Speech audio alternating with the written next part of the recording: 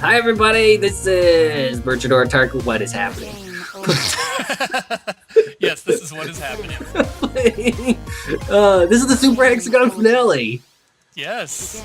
We're gonna get 5 seconds is gonna be our high score on this. I think my brain just melted. Yeah. Okay, no, we're fine. So yeah, we're split screen. Something split screen.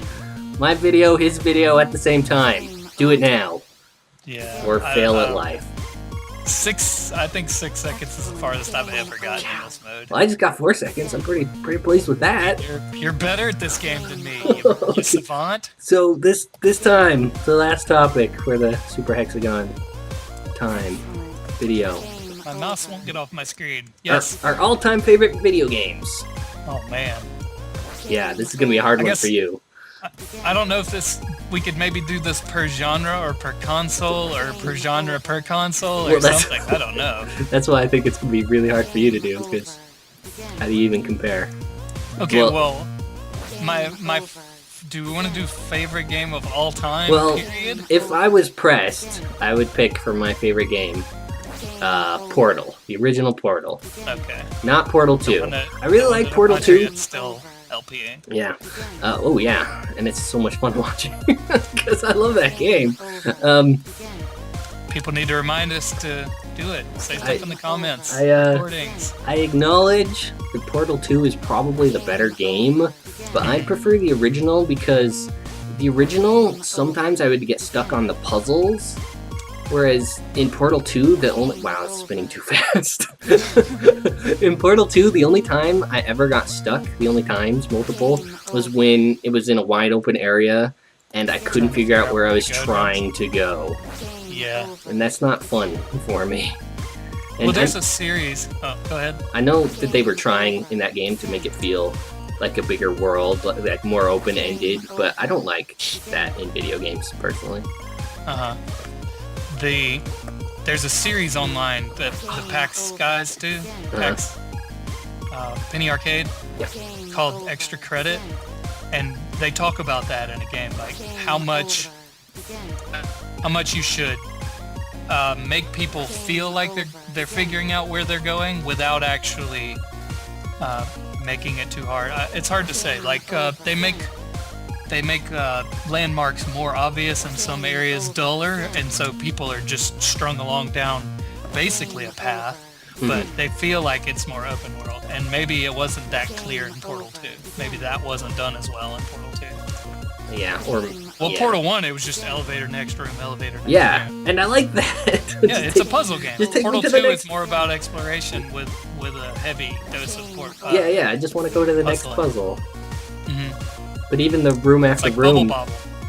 Yeah. Well, it's like blocks that matter. Mm-hmm. But it's presented in a world style rather than a level select screen. Yeah, and it always felt good going from chamber to chamber in Portal. But if you think about it, logically, the way that place was built, there had to have been 60-something elevator shafts in the most illogical places. Yeah. That only served the purpose of going from one level to the next. Yep. But the elevator was always lowering or ascending, so maybe at some point in the game, you did actually use the same elevator more than once. And it was just, I don't know. It's interesting to think meta like that, think outside of the box. Portal was very a box. I keep crashing into basically the second wall. Yeah, same here. I think I'm getting to like 2 seconds, and that's it. 2.5 seconds. So I love puzzle games, and it's a really original, challenging puzzle game with so much personality. And the clever things, the designers were so clever, because there's one chamber that the original design idea was that you would have a cube, because in the previous chambers you were using these cubes all the time, but you'd pick it up, you'd put it on a button, and you'd walk away. And they wanted to design a chamber where you carried the cube with you throughout the chamber. Right. You constantly used it. And their playtesting showed that their players were trained to leave it behind. And they didn't carry it with them. And so they put a heart on it and had GLaDOS talk about it. And then it became the companion. And suddenly everybody loved it. And it's an icon of video games now, this companion Well, it's cube. even part of the mythos of the game, too, if you read the comics, which I haven't, but I know a little bit about them. They talk about how the cubes in the conspiracy theories of the game, how the cubes are potentially previous test subjects. Oh, really? And that you're actually incinerating a previous test subject when you throw them into the incinerator. Spoilers, by the way. I believe it. Okay. But yeah, that's why if you listen to GLaDOS, she refers to the companion cube as them or he or she or something rather than it. She never calls it it. So it's just an interesting conspiracy theory. I think Ego Raptor may have done a video like that, or the Did You Know Gaming guys. I think they might have talked about that. Okay. But yeah, Portal. I've never beaten Portal because my wife is playing an LP of it, and the way the game saves, it just saves by date and time, so there's not individual save slots. Right. So I didn't want to confuse our save points in the game and mess up her recording, so I was just letting her play through the game before I play it. And so, as a result, I've only played about 5 or 6 levels into the game. It's a great game. First time I played it was with my friend Smitty. We would trade off the controller every chamber. I would solve one and pass the controller to him, and he would solve them. You know, like LP style. I mean, I've tried to emulate that with my LPs. Yeah, pass the LP. Yeah. Didn't we do that in one series? Yep, exactly. What game did we do that in? Or Mario did we World. Mario. Oh yeah, no backtracking and no item farming. Yeah. Okay, your favorite game. Go.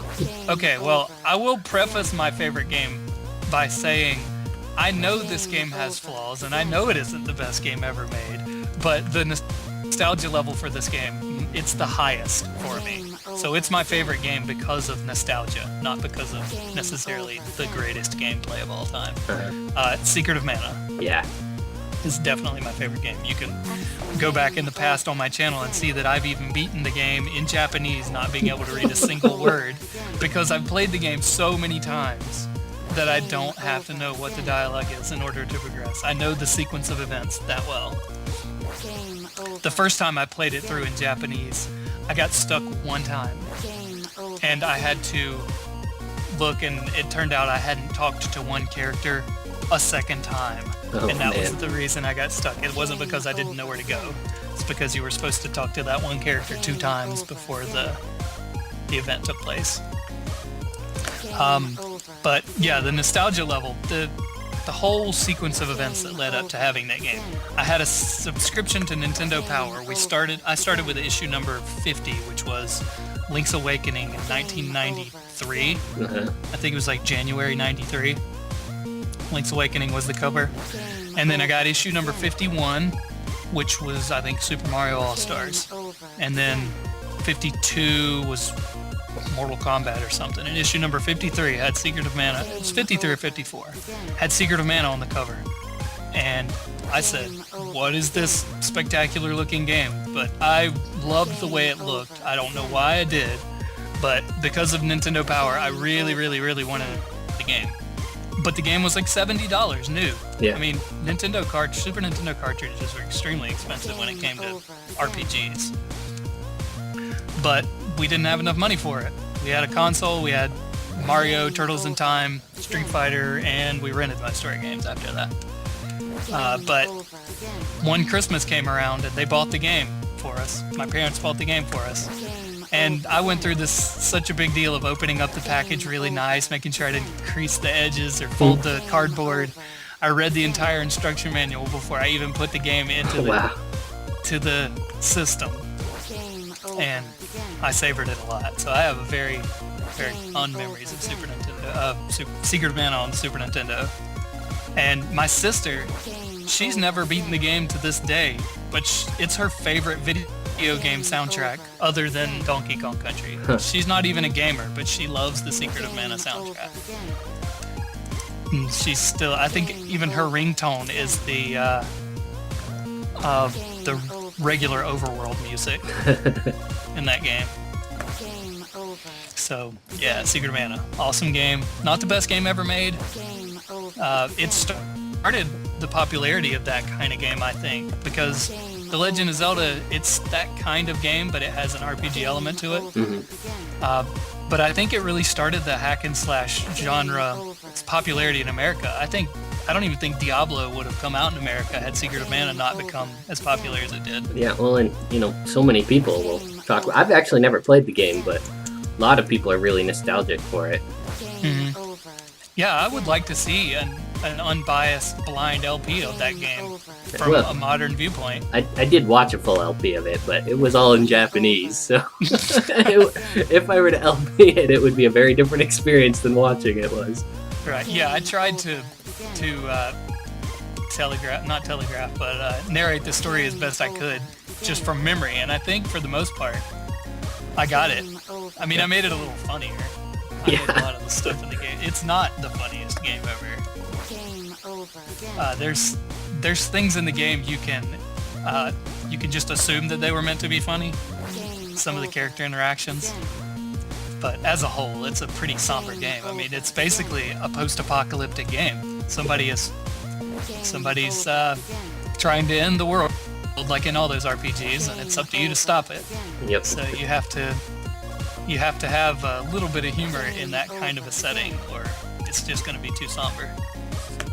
Like the Borderlands games, they take that depressing post-apocalyptic setting, and they add all of that carefree, silly humor to it, and it makes the game much more fun, making the best out of the worst situation. So yeah, that's the way I play the game. I make it funny when I'm playing it. So yeah, that's my favorite action RPG as well. Yeah, I have a whole list of games here that I could talk about. We're just not going to have time, but I definitely want to mention Tetris. Yeah. In my opinion, Tetris is the all-time best video game. I mean, you just can't make a better video game than Tetris. Well, there is one thing I wanted to mention about Tetris, because you've been playing Blocks That Matter, and the two characters that are referenced in that game are the maker of Minecraft and the maker of Tetris. Yep, I know. And they were using words that were a reference to Alexei Pajanov's name. You said, I think they said it was Paganovian physics. Yeah. With the clearing the 8 blocks together, and you were like, whatever that word is. No, I got it. It's the last name of the Tetris guy. I got it immediately. Okay.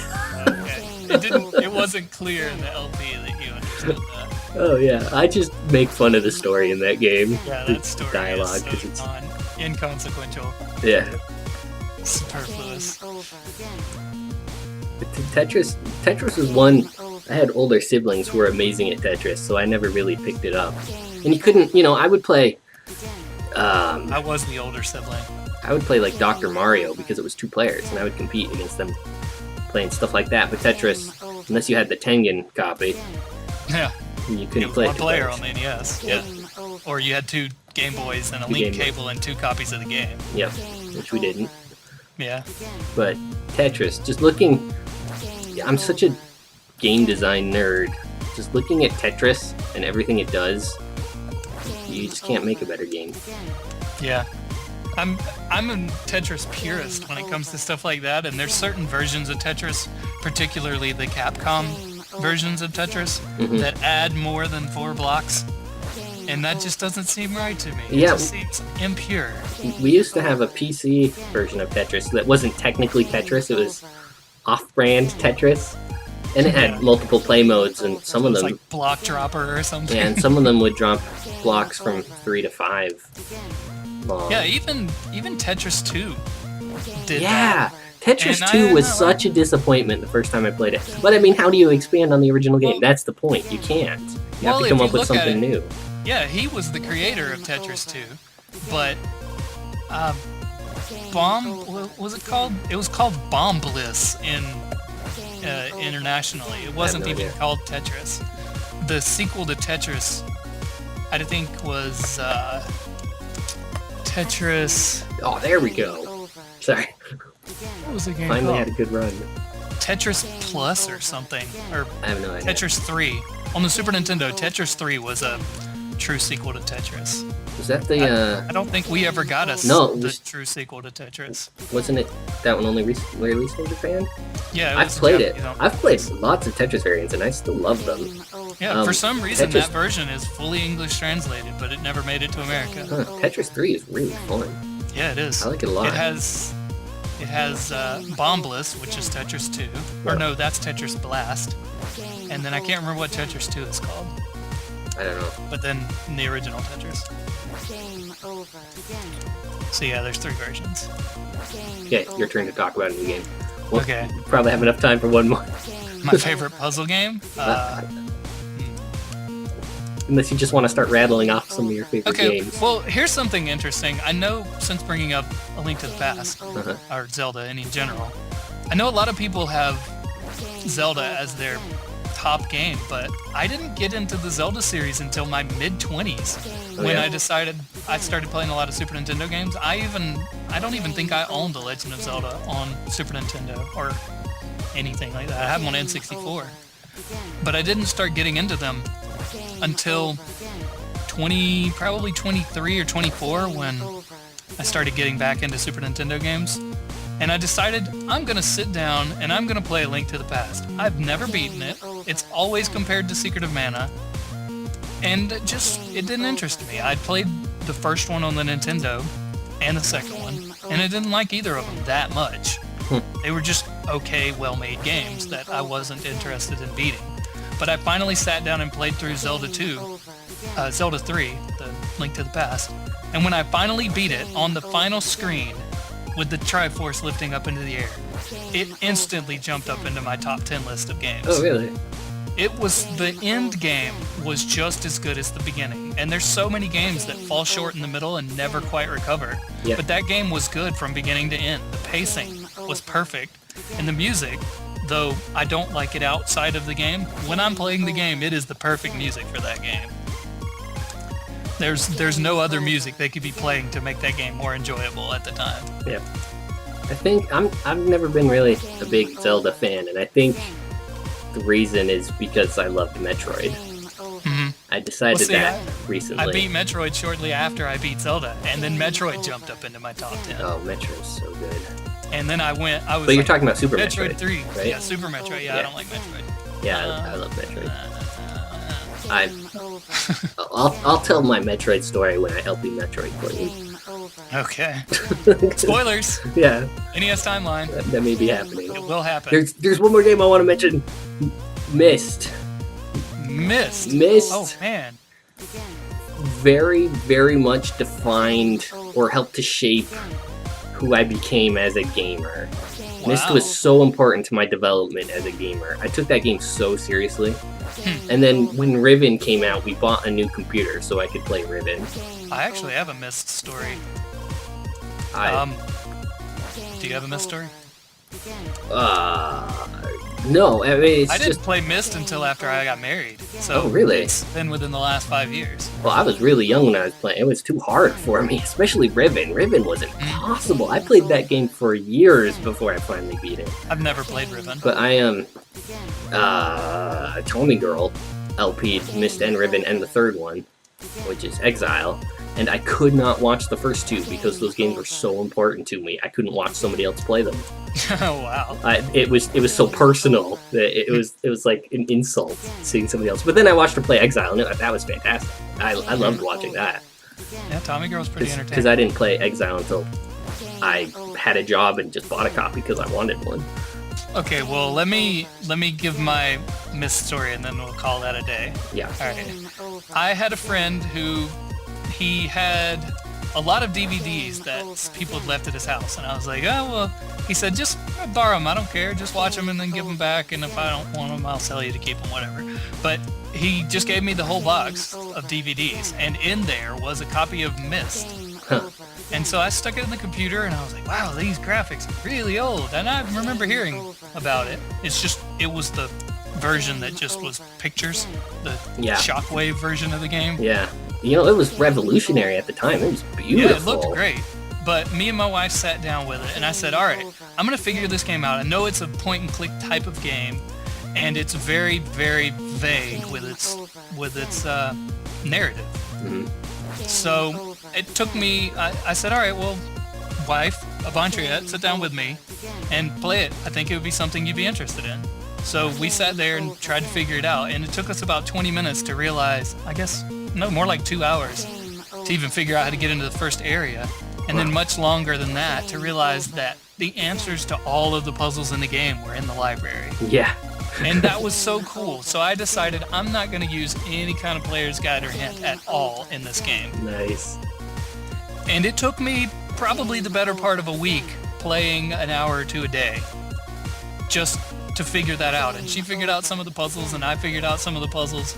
There would have been no way for me to beat that game by myself. Oh, really? Just the way that game is made, I don't think that way. But I felt like a better gamer after I played that game. It's so well conceived. I loved that you had to make the story come out. Mm-hmm. The game didn't tell you the story. You were the one that discovered the story. Like in Portal, you find the broken wall panels, you go behind them, and people wrote stuff on the walls. That was the story in Portal, other than the narrative of Gladys. Yeah. I loved that there was no narrative other than what you found in the game.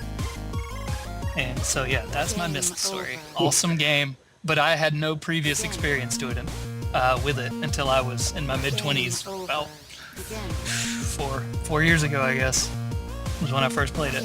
Well, when I first beat the game, I had a brother who was playing it at the same time I was, a sister who was playing it at the same time I was, and, we would find secrets and swap them with each other. Mm-hmm. The first time I beat the game, none of us had ever found, spoilers, none of us found one of the pages. I could not find one of the pages. I don't remember if I found everything or not. I think I did. I eventually found it, because I replayed that game so many times, because it was just so good.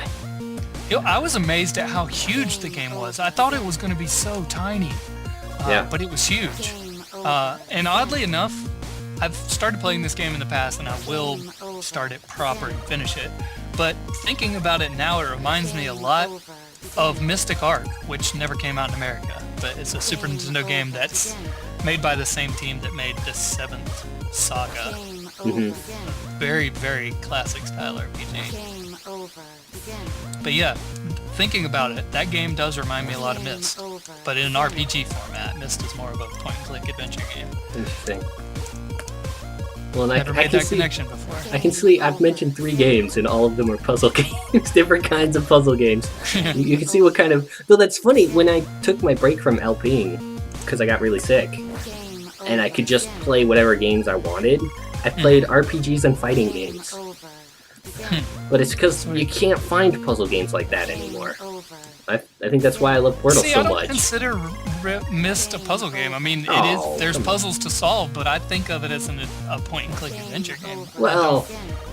it is a puzzle game, but I just don't label it as a puzzle game. To me, a point-and-click adventure game is click here to pick up an item and then go find the place to put the item to solve the quote-unquote puzzle. Whereas Myst... you had to slide the bars to get the notes right or whatever. I don't even remember. It's been so long. But, I mean, you have to notice things and then put in the answers. So I think it's very much a puzzle game. Mm-hmm. Well, it's a logic game. Ah, yeah. Maybe that's what puzzle games are logic games. Okay, we're very over time. Are we done? Okay. Yeah. I have nothing else to say about Myst. Okay. I got 918. You got way more than I did. I didn't even reach the score that I made the first time I played this. What'd you get then? Like 548 or 518 or something. Oh, okay. One of those two. Man. Okay, outro, go. This has been Super Hexagon. This was the final episode. We will be doing more of these types of things in the future, so if you have any suggestions of games that don't have much to say, we don't have much to say about when playing them, then that's it. Or, topics you want to hear us talk about. We like to split, everyday world stuff with video games. We'll talk about video games half the time. Mm-hmm. So, thanks for watching Super Hexagon. Hey, bye-bye.